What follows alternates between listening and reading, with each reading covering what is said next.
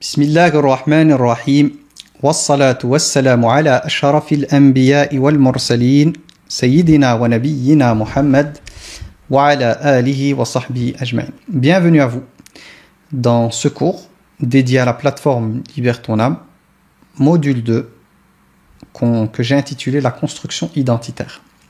Alors aujourd'hui, ce qu'on va faire ensemble, c'est qu'on va résumer un peu ce qu'il en était de l'identité, et notamment ce qu'on appelle l'identité personnelle, et on va glisser petit à petit vers ce qu'on appelle la personnalité. Personnalité qui n'est pas l'identité. Personnalité qui va nous amener à traiter des blessures de l'âme. Parce que ce sont finalement pas mal de traits de caractère qu'on a sont le fruit de nos blessures. Donc aujourd'hui c'est une belle aventure ensemble, parce que voilà, ça va répondre à la question que se posent des personnes en fait. Quand elles se disent ouais mais je sais plus qui je suis. Ça me fait rire. Ça me fait rire parce que c'est vrai que c'est une question qu'on peut se poser. Et la fois dernière, ce que je vous ai dit, c'est qu'on est ce qu'on est en fait. Quand on dit je sais plus qui je suis, mais en fait t'es ce que tu es. Mais c'est en fait cette question, en fait, cette interrogation, elle vient du fait du regard qu'on est amené à porter sur nous quand on n'arrive pas à distinguer ce qu'on appelle la personnalité de l'identité personnelle. La personnalité, c'est une chose, et c'est par rapport à celle-ci qu'on peut être des fois perdu. Quand quelqu'un, comme moi, c'est mon métier, va vous pousser à enlever vos masques et à vous révéler tel que vous êtes, effectivement, le fait d'enlever le masque, le fait de vous chambouler quant à votre représentation de vous-même et des choses, ça amène à un certain moment à avoir l'impression de perdre pied, de se dire finalement je sais plus qui je suis en fait. Mais je vous rassure, ce que vous êtes, vous l'êtes. C'est simplement au niveau de la personnalité que des fois on est, quand quelqu'un vous pousse à comprendre que finalement ce que vous avez jugé comme étant votre identité n'était qu'un masque, une manière de vous positionner dans la vie, pour pouvoir exister, trouver votre place tout en vous protégeant. Quand on distingue les deux, alors là on se pose plus la question de qui je suis, mais on est plutôt dans la question de comment je fonctionne et pourquoi je fonctionne comme ça. Donc il faut distinguer le qui je suis de comment je fonctionne et pourquoi je fonctionne comme ça et d'où ça vient, etc., etc. C'est ce qu'on va faire aujourd'hui. Aujourd'hui, je vous spoil pas, je vous mets juste l'eau à la bouche en commençant le cours. Et l'objectif du cours justement, ce sera de distinguer l'identité personnelle et la personnalité, et voir comment la distinction entre les deux et comment se construit la personnalité. Ok ? Alors pour l'identité personnelle, on a fait pas mal de cours dessus, afin de pouvoir avoir une idée claire, nette et précise de ce qu'on appelle l'identité. Ce que j'ai fait, c'est que dans cette partie, on va appeler ça un slide, ce slide, je vous ai mis en fait les définitions d'auteurs. Simplement pour qu'on soit au clair ensemble sur la question de l'identité pour pouvoir passer à la personnalité, afin de distinguer les deux. C'est vrai que des fois, on a tendance très rapidement à mélanger les deux, c'est normal, mais vous allez voir qu'il y a quand même une grande distinction entre les deux. Alors, l'identité, donc selon la définition de gauche, qui est ici à gauche, c'est quoi? Donc c'est une notion qui renvoie fondamentalement à l'individu. Je répète. C'est une notion, cette notion renvoie fondamentalement à l'individu puisqu'elle désigne l'ensemble des caractéristiques qui l'identifient, ainsi que le regard qu'il porte sur lui-même dans l'espace-temps. Donc finalement, c'est quoi l'identité avec des mots très très simples? C'est tous les éléments en fait qui nous permettent nous et vous permettent vous d'avoir une identité, de savoir qui vous êtes. Votre carte d'identité joue ce rôle-là aussi, elle permet de vous distinguer du reste de la population.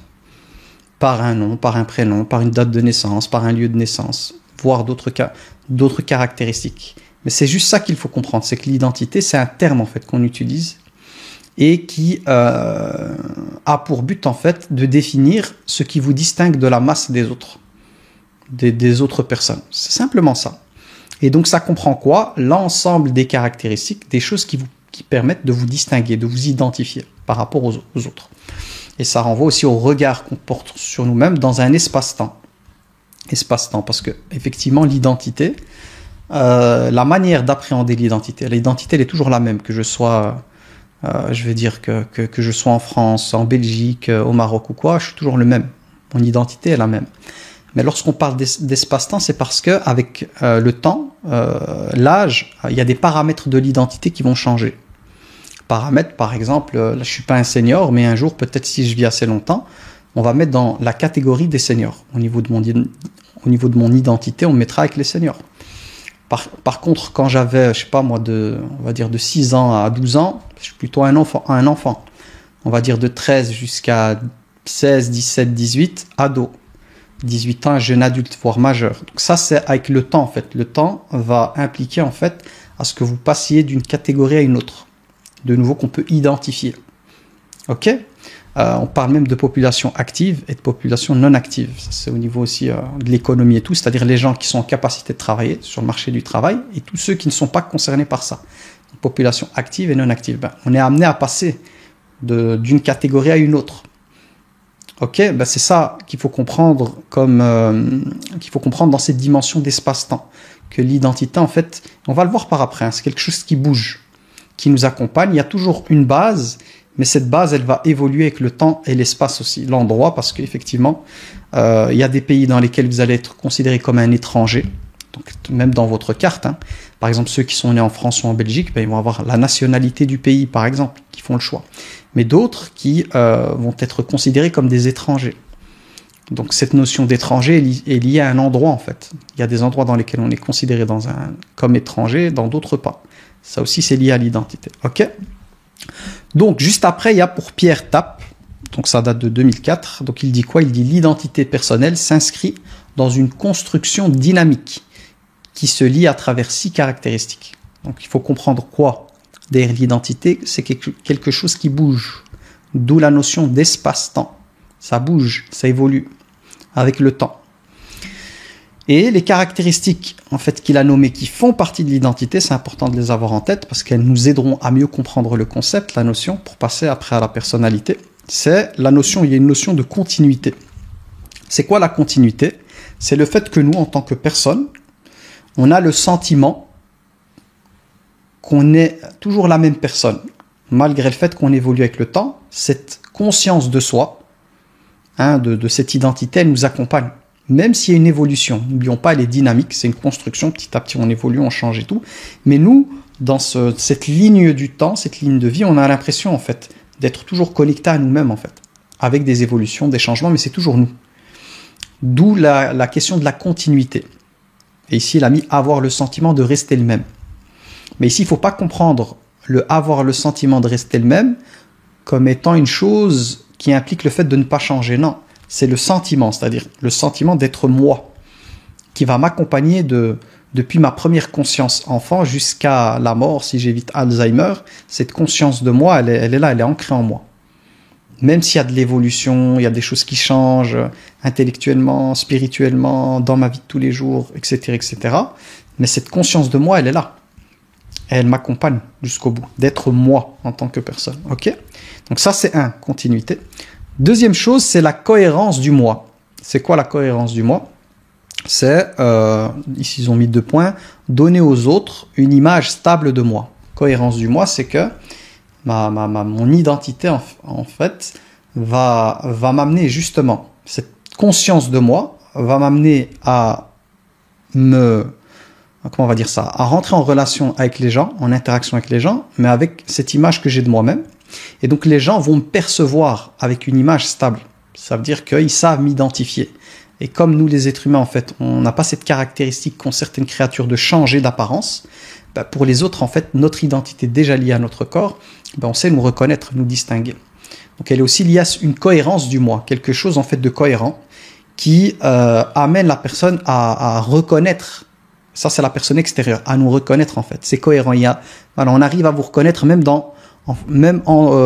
si on prend en considération cette évolution dans l'espace-temps, il y aura toujours des indicateurs, des caractéristiques qui vont permettre de nous reconnaître. Déjà le corps, le genre, sauf si effectivement des personnes sont amenées à faire une opération par laquelle ils changent de genre. Oui, là, on peut parler de changement, mais moi je parle de la manière dont Allah nous a créés. Notre genre, il nous suit. Il est tout le temps là en fait, il nous accompagne. Ça permet aux autres de pouvoir nous identifier. Notamment, je parlerai même du côté ethnique. On peut rajouter le côté ethnique, ça se voit en fait. C'est du jour au lendemain, je peux pas avoir les yeux bleus et les cheveux blonds, sauf si je me teins et si je mets des lentilles. On est d'accord, mais je parle pas de ces cas-là. Donc ça aussi, c'est une chose en fait. L'identité, c'est quelque chose qui est cohérent. Donc il y a la cohérence du moi, c'est-à-dire le fait de pouvoir me tracer, si vous voulez. Quelque chose qui me maintient aux yeux des autres, comme une entité reconnue, distincte des autres. Ok? Ça, voilà, pour ceux qui passent par d'autres choses. Il y a le côté, je fais que des bugs aujourd'hui, c'est pas grave. Il y a le côté de l'unicité. Donc l'unicité, c'est quoi? C'est d'avoir le sentiment d'être original, différent. Donc une identité, c'est vraiment ça. C'est d'avoir à l'intérieur de nous cette impression, en fait, d'être un être unique et différent des autres. Si on ne peut pas parler d'identité. Là, voilà, ça me fait penser à des films, en fait, où ils ont créé des clones. Ça me faisait penser à Star Wars, où ils ont créé des clones de soldats, en fait. Tous ces soldats avaient la même apparence, les mêmes déguisements, ils faisaient la même chose. Là, on n'arrive pas à distinguer la personne. Donc, on n'est pas dans cette dimension d'unicité. Unicité qu'on a besoin, hein. C'est-à-dire qu'un individu qui n'arrive pas à se distinguer des autres va avoir du mal, en fait. Va souffrir. On a ce besoin de trouver une place, mais une place à nous, unique, spéciale. Sinon, c'est compliqué par après quand on a du mal à trouver cette place. Mais des fois, l'être humain, il est quand même spécial. Des fois, on peut avoir, en fait, cette tendance à rechercher, à ressembler à des personnes qu'on va considérer comme étant des personnes de valeur et des personnes dont l'image qu'on a d'elles, c'est une image de personnes qui sont adulées. On le voit avec ceux qui sont fans de chanteurs, de footballeurs et autres, l'imitation même dans les pseudos, surtout chez les jeunes, hein, qui vont mettre le même prénom que la star, qui vont s'habiller de la même manière. Ça peut aller très très loin. Prenons par exemple Michael Jackson. Ça a été jusqu'à des sosies de Michael Jackson. Et ce genre de choses montre qu'il y a au niveau de l'identité personnelle, il y a quelque chose qui pose problème. Si j'ai le besoin en fait de ressembler à quelqu'un pour pouvoir me sentir exister, aimé, reconnu, ça interroge au niveau psychologique. Cette question en fait de sosie, de grande star, montre autre chose que ce que je suis en train d'expliquer là. Parce que normalement, on est tous uniques, et on a toutes et tous cette volonté en fait d'exister par nous-mêmes. Mais il peut y avoir des carences au niveau de notre construction qui vont nous pousser en fait à vouloir ressembler à certaines personnes dans le but justement d'être valorisé et d'être aimé. On voit que la personne, elle est adulée, et on se dit, pas nous, hein, mais pour certaines personnes, qu'en lui ressemblant, je vais pouvoir avoir la même chose que lui. Donc voilà, c'est complexe. Là, moi, je prends la théorie telle qu'elle est parce qu'elle est juste, mais il faut savoir que l'être humain, il est tellement complexe qu'on ne peut pas le capturer dans une théorie. Donc cette théorie, elle est valable pour la plupart des êtres humains, mais il y a des cas, en fait, de parcours particuliers avec beaucoup de chocs qui amènent à des conduites, en fait, où plutôt que de se distinguer, de cultiver, on va dire, une sorte d'amour de soi, on va être à la recherche, en fait, d'autres identités qu'on va aller prendre dans ceux qui sont considérés comme des stars et on va endosser cela pour exister, être aimé. Ok ? Mais n'oublions pas qu'aussi, je l'avais expliqué la fois dernière, que l'identité c'est aussi une dynamique, c'est quelque chose de dynamique qui est lié au fait d'appartenir et se distinguer. Il y a les deux, appartenir, se distinguer, donc c'est comme ça. Il y a une double énergie là-dedans. Il y a toujours ce besoin d'appartenir, mais il va y avoir une volonté de se distinguer, appartenir, distinguer. Et là, des fois, il peut y avoir des déséquilibres, où on peut tomber dans le fait de se distinguer, mais vraiment en tant que personne, et tomber dans l'orgueil, en fait, et un amour de soi démesuré. Ça, c'est un des dangers. Et puis, il y a l'autre côté, c'est d'être comme une aspirine, les aspirines effervescentes, en fait. C'est de disparaître complètement dans le groupe. Que le groupe, en fait, devient l'identité. C'est que finalement, on n'existe que par le groupe, que par l'identité de groupe. Et si j'ai le malheur de sortir du groupe, je suis plus rien, je suis plus personne. Donc ici, on a les deux extrêmes par rapport à cela. Et puis, on a le juste milieu qui est développé ici dans la théorie. Les deux extrêmes, c'est quoi ? C'est ceux qui ont tellement cultivé un amour propre, intense, un ego important, que ils vont cultiver en fait cette distinction et ils vont exagérer dans la distinction. Et puis on a les autres, ceux qui sont, on va dire, beaucoup plus fragiles par rapport à ça, estime de soi très faible, confiance en soi très faible, et qui vont en fait se fondre dans le groupe, disparaître, leur identité va être effervescente, disparaître dans un groupe et n'exister qu'à travers le groupe. Les deux existent. Et là, vous avez un spectre de possibles entre les deux. Chacun d'entre nous, on est pris entre les deux. en fonction de notre histoire, de notre vécu et tout, on est pris entre les deux. Il y a plusieurs possibles entre les deux. Ok? Alors, la quatrième chose, c'est la diversité. C'est quoi la diversité? C'est être plusieurs personnes à la fois, selon les situations dans lesquelles l'individu se trouve. Alors là, ça va être peut-être difficile pour certaines personnes, mais c'est que notre identité, elle est multiple. On a des identités plurielles parce qu'on appartient à des mondes, à différents mondes en fait. Je donne un exemple de ces plusieurs personnes. C'est que, prenons un truc très très simple, vous avez une identité professionnelle pour les gens qui travaillent. Donc quand vous êtes amené en fait à faire votre métier, vous êtes entre guillemets pas quelqu'un d'autre, c'est toujours vous. Mais vous endossez en fait une autre identité qui est liée à un métier qui est le vôtre. Et voilà, dans ce métier, vous allez agir d'une certaine manière. C'est de ça que parle l'auteur. C'est qu'en fonction de l'endroit où on se trouve, en fonction des liens qu'on a avec les personnes, il y a d'autres facettes de nous qui vont se révéler. Par exemple, quand on est en connexion avec nos parents, finalement, on a beau être patron, on a beau être docteur, médecin, ce que vous voulez, vous restez l'enfant du parent. En tout cas, il y a toujours cette position il y a le parent, il y a vous. Et ça changera pas, quoi. Peu importe votre diplôme, peu importe voilà, ce que vous gagnez, etc., etc. Peu importe votre niveau de célébrité, de nouveau on revient dans les stars. La star, une telle qui est adulée par des gens, cette star-là, si le papa est encore vivant, la mère est encore vivante, c'est leur enfant pour eux, c'est pas la star comme vous la voyez, c'est un enfant. Pour les amis de cette star, c'est leur pote de l'école et tout, ils le voient pas de la même manière. Donc ce qu'il faut comprendre, c'est que notre identité, même si elle ressemble elle a l'apparence d'un tout bien organisé, clair, net et précis, en fonction des endroits où on se trouve et des interactions dans lesquelles on se retrouve, on joue pas le même rôle en fait. Et on va pas exprimer les mêmes caractéristiques de notre identité. Pour ceux ici qui sont parents avec moi, quand vous avez le rôle de père ou de mère, vous êtes dans un autre rôle. Vous êtes dans autre chose en fait, qu'une relation professionnelle, qu'une relation avec les parents. C'est dans autre chose. Il y a d'autres choses qui vont se révéler à travers vous. Pareil, les relations frères et sœurs n'ont rien à voir avec les relations amis, collègues, etc., etc. Donc c'est ça qu'il faut comprendre, c'est qu'en fonction des situations, la personne en fait elle a plusieurs facettes à son identité. Il y a plusieurs facettes. C'est pour ça que c'est très complexe une identité. C'est un tout en fait où il y a énormément de choses. Et en fonction des situations dans lesquelles vous vous trouvez, c'est une facette particulière qui ressort plutôt qu'une autre. Et ça bouge tout le temps en fonction des lieux, des endroits, etc., etc. Par exemple, nous on est musulmans. Quand des musulmans sont amenés à se rencontrer, c'est l'aspect spirituel qui domine. Donc c'est la facette spirituelle qui va dominer, chose qui peut-être est complètement désactivée au niveau professionnel. Vous travaillez pour une boîte, votre identité au niveau de votre religion, dans plusieurs boîtes, on va vous dire c'est pas le bienvenu. Donc je vais devoir effacer ou mettre en pause cette part de mon identité qui est peut-être quelque chose de très important pour moi. Mais au niveau professionnel, on verra jamais cette facette de moi, cette facette spirituelle, connexion avec le divin. Non, on verra autre chose. Mais ça fait partie de moi aussi. Par contre, quand je serai avec ma communauté, à savoir les personnes qui ont la même croyance que moi, je vais pouvoir m'ouvrir en fait par rapport à cette identité qui est la plus profonde à l'intérieur de moi. Et c'est autre chose qui va se dégager de moi. Moi, je le vois bien, c'est-à-dire que quand je travaillais, alhamdoulilah, je travaillais avec énormément de personnes musulmanes, mais on avait on avait d'autres activités avec des personnes non musulmanes, qui est aussi une belle chose. Donc, travailler avec des non musulmans, pour moi, ça a été très très riche. Donc, faut pas être sectaire non plus.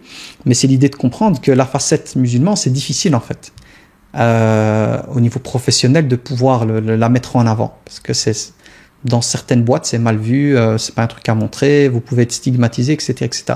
Donc, c'est une part essentielle de mon identité que je dois effacer, que je dois voiler en fait. Donc, les personnes avec lesquelles je suis en interaction perdent la chose la plus importante pour moi. Ma part que je trouve la plus importante et la plus belle, c'est celle-ci. Ces gens-là sont privés de cette part-là. Mais ils ont le professionnel, celui qui va réfléchir avec sa fonction d'éducateur, travail social, réflexion sur la jeunesse, sur la construction des jeunes, sur le milieu dans lequel ils sont amenés à grandir, sur la délinquance, mettre en place des projets par rapport à ça. C'est d'autres choses. C'est le côté intellectuel qui ressort, mais pas spirituel. Donc c'est ça que vous devez comprendre avec la diversité, c'est que l'identité, ça ne veut pas dire quand on parle d'identité que c'est un truc, un bloc unique couleur, si vous voulez. Il y a plusieurs couleurs, il y a plusieurs tons, Il y a plusieurs faces. Comme avec le jeu, là, le cube, là, le casse-tête, là, où il y a plusieurs couleurs qu'on tourne dans tous les sens, c'est un peu ça, en fait, l'identité. Il y a beaucoup de faces, il y a beaucoup de couleurs, c'est des mélanges un peu de choses différentes. C'est ça l'identité. Ok?